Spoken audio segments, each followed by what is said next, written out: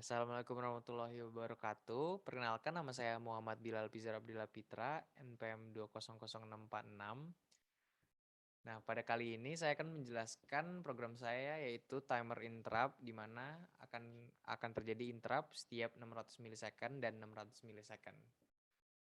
Nah, setiap kali interrupt 600 milisecond tersebut terjadi, akan ditambahkan counter pada program counter kita dan dikurangi juga pada 600 milisecond. Nah, pada awal kita akan mendeklarasikan dulu variable counter dengan volatile integral. Ini agar counter tidak terjadi bug dan tidak meng-crash program kita. Kedua, kita buat pointer untuk kedua timer tersebut, timer 600 milisecond, dan kita nulkan. Nah, setelah itu kita buat fungsi untuk timer tersebut untuk menambahkan counter dan mengurangi counter untuk timer yang kedua. Nah, setelah itu kita buat fungsi setupnya terlebih dahulu. Ya, seperti biasa kita serial begin dulu.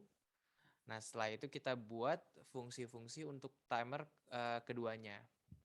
Timer 1, timer begin, timer 0, di mana di sini kita menggunakan prescaler 40. Nah, untuk yang kedua juga seperti itu, timer pertama prescalernya 40. Nah, kenapa 40? Karena untuk ESP32 di Walkway, tick per second-nya yaitu 40 MHz atau 40 juta tick per second.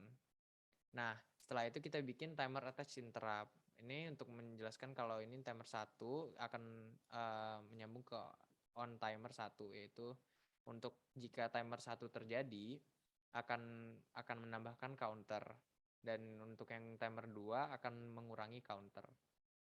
Nah, setelah itu kita membuat fungsi timer alarm write. Nah, ini untuk settingan kita untuk menjelaskan bahwa timer pertama dan timer kedua akan menginterrupt untuk setiap berapa tick. Nah, karena kita sudah membuat prescaler 40 dan kita ingin 600 milisecond, artinya tinggal 1 juta tick dikali 0,6.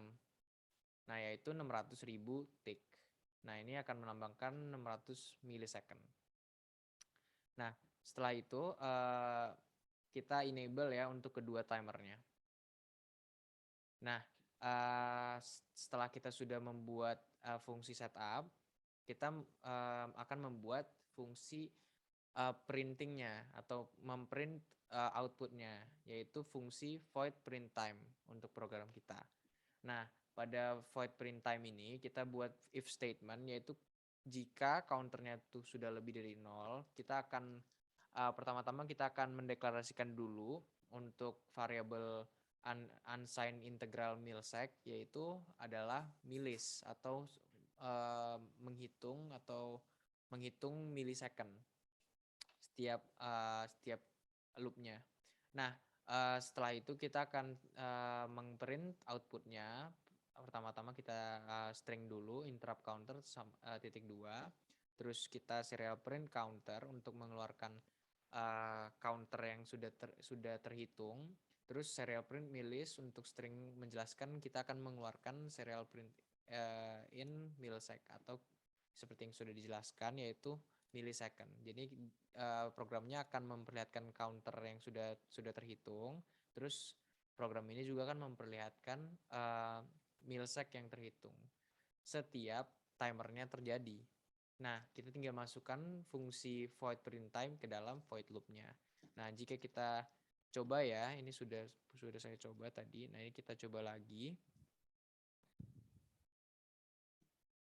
Nah, coba kita ulang lagi ya.